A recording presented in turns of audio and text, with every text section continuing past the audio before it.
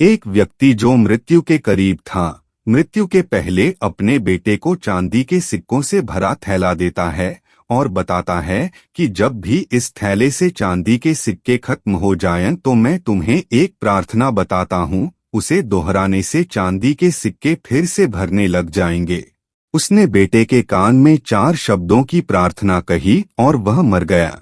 अब बेटा चांदी के सिक्कों से भरा थैला पाकर आनंदित हो उठा और उसे खर्च करने में लग गया। वह थैला इतना बड़ा था कि उसे खर्च करने में कई साल बीत गए। इस बीच वह प्रार्थना भूल गया। जब थैला खत्म होने को आया तब उसे याद आया कि अरे, वह 4 शब्दों की प्रार्थना क्या थी। उसने बहुत याद किया, उसे याद ही नहीं आया। अब वह लोगों से पूछने लगा। पहले पड़ोसी से पूछता है कि ऐसी कोई प्रार्थना तुम जानते हो क्या जिसमें 4 शब्द हैं। पड़ोसी ने कहा, हाँ, एक 4 शब्दों की प्रार्थना मुझे मालूम है। ईश्वर मेरी मदद करो। उसने सुना और उसे लगा कि ये वे शब्द नहीं थे, कुछ अलग थे। कुछ सुना होता है तो हमें जाना पहचाना सा लगता है। फिर भी उसने वह शब्द बहुत बार दोहराए, लेकिन चांदी के सिक्के नहीं बढ़े तो वह बहुत दुखी हुआ। फिर एक फादर से मिला। उसने बताया कि ईश्वर तुम महान हो, ये 4 शब्दों की प्रार्थना हो सकती है, मगर इसके दोहराने से भी थैला नहीं भरा। वह एक नेता से मिला। उसने कहा, ईश्वर को वोट दो, यह प्रार्थना भी कारगर साबित नहीं हुई। वह बहुत उदास हुआ। उसने सभी से मिलकर देखा मगर उसे वह प्रार्थना नहीं मिली जो पिताजी ने बताई थी। वह उदास होकर घर में बैठा हुआ था। तब एक भिखारी उसके दरवाजे पर आया। उसने कहा, सुबह से कुछ नहीं खाया, खाने के लिए कुछ हो तो दो। उस लड़के ने बचा हुआ खाना उस भिखारी को दे दिया।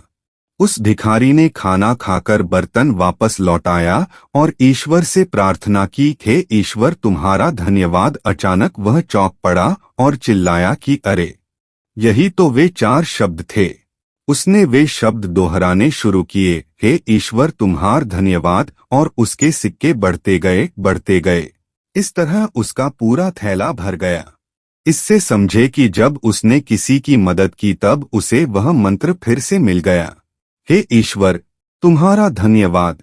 यही उच्च प्रार्थना है, क्योंकि जिस चीज के प्रति हम धन्यवाद देते हैं वह चीज बढ़ती है। अगर पैसे के लिए धन्यवाद देते हैं तो पैसा बढ़ता है, प्रेम के लिए धन्यवाद देते हैं तो प्रेम बढ़ता है। ईश्वर के प्रति धन्यवाद के भाव निकलते हैं कि ऐसा ज्ञान सुनने तथा पढ़ने का मौका हमें प्राप्त हुआ है। बिना किसी प्रयास से यह ज्ञान हमारे जीवन में उतर रहा है, वरना ऐसे अनेक लोग हैं जो झूठी मान्यताओं में जीते हैं और उन्हीं मान्यताओं में मरते हैं। मरते वक्त भी उन्हें सत्य का पता नहीं चलता, उसी अंधेरे में जीते हैं, मरते हैं। ऊपर दी गई कहानी से समझें कि हे ईश्वर तुम्हारा धन्यवाद। ये 4 शब्द नहीं, प्रार्थना की शक्ति हैं। अगर यह 4 शब्द दोहराना किसी के लिए कठिन है तो इसे 3 शब्दों में कह सकते हैं, ईश्वर तुम्हारा धन्यवाद। ये 3 शब्द भी ज्यादा लग रहे हों तो सिर्फ एक ही शब्द कह सकते हैं, धन्यवाद। आइए हम सब मिलकर एक साथ धन्यवाद दें उस ईश्वर को जिसने हमें मनुष्य जन्म दिया और उसमें दी 2 बातें, पहली सांस का चलना, दूसरी सत्य की प्यास। यही प्यास हमें खोजी से भक्त बनाएगी। भक्ति और प्रार्थना से होगा आनंद, परम आनंद, तेज आनंद।